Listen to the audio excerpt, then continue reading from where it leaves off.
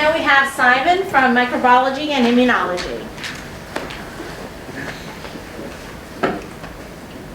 So normal cells, either due to genetic or environmental factors, can sometimes become transformed and lose their ability to regulate cell division. What ends up resulting is a cancer cell which divides uncontrollably.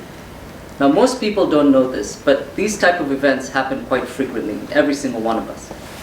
Then why don't we all have cancer? Well, the answer is simple: our immune system. So over time, our immune system has evolved mechanisms of detecting these transformed cells and killing them without us even knowing that this is happening. However, these system of checks and balances are not perfect and sometimes fail. We think there are two main reasons why this system of checks and balances fail.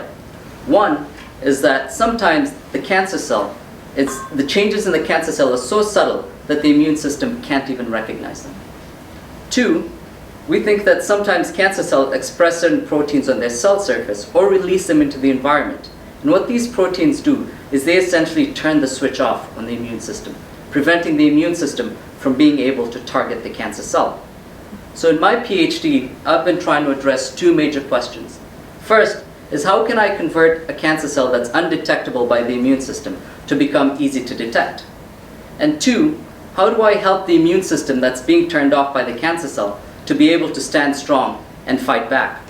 So in our lab, we take two different approaches to this.